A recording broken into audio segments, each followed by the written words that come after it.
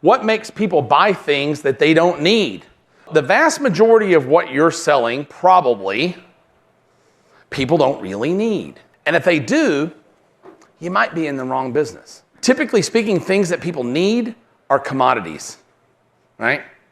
Nobody needs to take better photos. They want to. There's not much elasticity in the price of things that people need.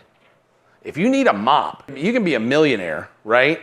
And go to the store, and if one mop's $2.99 and one mop's $3.99, you're likely to buy the $2.99 mop because you just don't give a shit about a mop. You just need a mop, right? Gasoline's a great example. It's hard to even get people to buy Chevron over another brand of gasoline because it kind of doesn't matter anymore. But when it comes to something people want, that's where we get to play. That's the world we get to play in. So that's what we want to learn today. So I'm going to show you at least five triggers that force us to buy goods and services. So this is kind of the law that you need to write down. People buy things that make them feel better about themselves.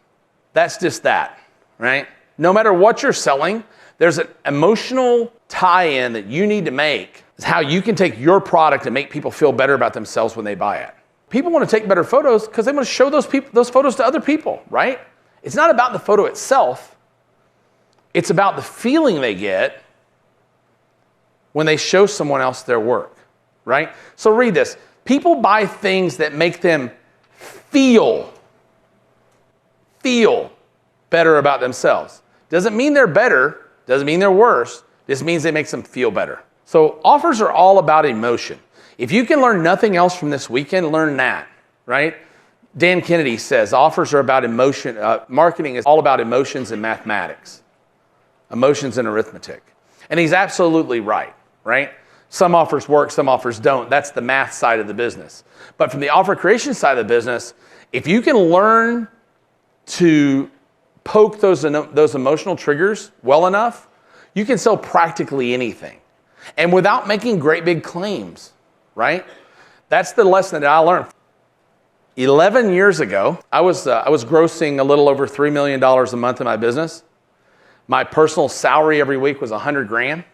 That's what went directly into my bank account, ACH every week. And still at the end of every month or two, I'd have to go take $1 million or $2 million out and go put it in another account with an investment person. Was killing it. But I was selling supplements and dietary products. It's a very litigious business. I got in a lot of trouble because I made claims that I believed were true. I still believe were true. There was documentation those claims were true. But the truth is, you can't say it don't matter. Right? I totally screwed up. And I lost everything in the world. Just like that. Instantly. Right? I lost a lot of friends, lost a lot of money, a lot of friends that probably weren't friends. A few of those friends are still in the room, so I know that I didn't lose all of them. But I lost all my money, I lost all my things, I almost lost my freedom. So I decided I got to truck through this. And fortunately, my friend Ryan Dice reached out to me with a lot of help during that situation. And after that situation and said, what are you going to do? And my phone wasn't ringing. Nobody was looking. I didn't have any money. I didn't have any friends. And I was $3 million in debt. So I went to Austin with Ryan and started building Digital Marketer. And that's how this all started 11 years ago. But what I found during that process, I knew that I could never do business the way I'd done business in the past, right? I had to do it differently. And that's when I really started to study in earnest human behavior and motivation, because I knew there were ways. We had written a sales letter. I'll never forget it. During that time about an energy product. And another copywriter had written it. And we had all kinds of claims about stamina and energy and stuff. When you remember when you were young and you ran everywhere you went just because it felt good? You remember that. Nostalgia gets you, right? And that sales letter crushed. So it gave me help that we could still sell things without making physical claims. And the more that I write and the more that I'm into this, I realize that's more and more and more and more true. Because it doesn't matter, right? I'll give you an example. So I call it peeling the onion. So you give me an example of a headline for weight loss is lose 30 pounds in 30 days, right? That's been used forever. It's unbelievable. It's not tactile. It's totally unemotional. It sounds like bullshit because it's bullshit. But you tell a story. My girlfriends, we all were going to the mall because my best friend was getting married and we're going to try on bridesmaid dresses. Fortunately for me, they were black dresses. Everybody was to get a little black dress. And I went to the store and I kind of milled around until nobody was really looking. And I started fanning back to the dresses, toward the back of the rack where the bigger sizes were. And I finally found one I thought might fit me. So I went in the dressing room, I put it on, and I looked into the mirror and I saw, the thing barely zipped up. There were bulges and there were pieces of me that weren't there before.